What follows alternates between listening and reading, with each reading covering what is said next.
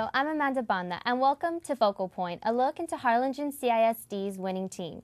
Today we're joined by Raul Alvarez, Director of Career and Technology Education. Thank you for being on our show today. Well, thank you, Amanda, for having me. This is excellent. Thank you. No problem. First of all, we just want you to tell us a little bit about yourself and your background in education and your family or anything like that. Oh, sure. Thank you. I'm from Harlingen. My whole family is from Harlingen. I'm a product of the Harlingen school system also. I went to school and graduated from Harlingen High School in 1983. And like most kids, I didn't know what I wanted to do, so I did lots of different jobs, some that I needed to do, some that I wanted to do. And I discovered that I needed to go to college to get to that point in my life that I wanted to get to. So after getting a couple of degrees and putting in my back pocket, I started working for the Harlingen Independent School District, and I've been doing that for the past 15 years now. I've worked at both the high school level and at the elementary level, and I'm thinking that that's going to help me with the foundation in understanding where we want our kids to begin and where we want our kids to end. My kids go to Harlingen as well, so I'm very well rooted in the community here. Right. Great. And so you decided to come to Harlingen CISD. Why is that? Was it because you were a product of the district, or you just love or also because you just love the things that are going on here? Both of that. You know, there is, and I can honestly say, there isn't another school district this side of San Antonio that can even compete with us in what we're doing here. The valley's growing and Harlingen's growing with it, and we're just going to continue to lead the way. And I saw Harlingen School District as the best starting point and the best point where my children can get the best education possible, and I wouldn't go anywhere else. Okay, great. And so you're now the Director for Career and Technology Education. Can you go into a little more detail for our viewers at home? What is CATE? Sure. CATE is Career and Technology Education. Now, it's gone through some changes over the past years. Lots of times, as we were growing up, well, me, you're a lot younger than me, but it was vocational school and vocational programs. Right. And what we've done is, over the years, we've meshed vocational program with academics to get these high-quality, high-caliber occupations that is in demand right now. Yeah. And so what we do in CATE is we prepare our children for those demands that they're going to be faced with as soon as they graduate high school. Great. And what type of enrollment do you have in that? I know I've heard that a lot of the classes are really just overpacked with students who are just eager to get into the programs. And we love that. Our enrollment is growing and growing every single year, and we want it to continue to do so. We've got some of the highest quality and trained personnel in CATE here in the district, and we start off from our secretaries to our teachers to our counselors, and their whole purpose, they're driven for student success.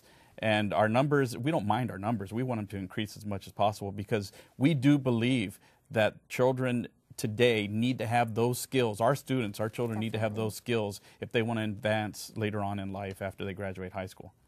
What are your goals for your first year?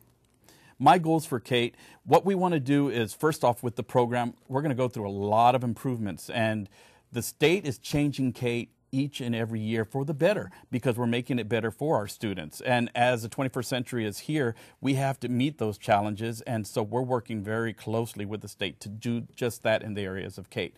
So what we're going to do is we are going to go through a lot of changes. Our teachers are going to be getting more training, and they're going to be better skilled to get those things taught to our children and our students. Also, we're going to also bring in a big public awareness of what CATE is and what opportunities are offered to the students of Harlingen. So I'm excited because I see a whole bunch of good things coming our way. And what's your long-term vision for CATE? Our long-term vision for CATE, oh, that's simple. We want 100% of the students that graduate, when they walk through the stage and they get that diploma in their hand, we want to be able to sit back and say, that child is college ready. That child is career ready, or both, depending on what they want to do. We want to make sure that they're ready for their futures because that kind of shows our success as educators when they're ready to go forth and lead the community. Great. And is there anything that you would like to specifically address to the community right now at this point? Yes, I would. Times are changing. We're entering the 21st century, and it's time for us to realize that we need to spend some time to invest into the future of our children. We usually invest in lots of things, and you know what? Now it's time to invest in their future because I'm a working parent, and lots of you out there are, and we know how difficult and hard it is for us daily. Well, it's going to be just that much harder for our children.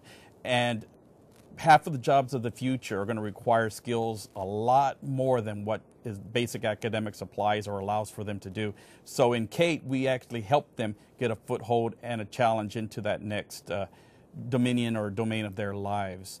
Also, I'd like to add that we have a lot of children and a lot of students who think, well, you know what, the Valley is not for me. I'm going to leave. I'm going to go up north and try something different.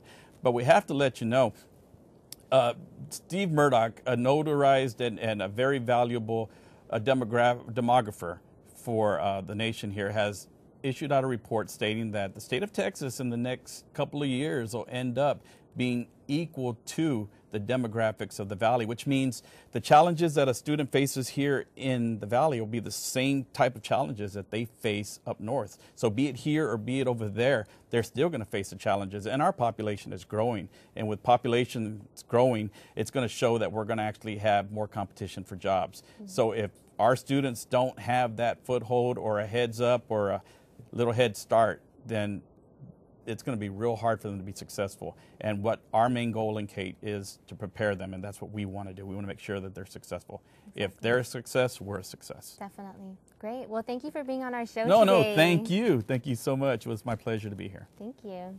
And thank you for joining us on this edition of Focal Point. I'm Amanda Banda. Be sure to join us next time as we take another look into Harlingen CISD's winning team.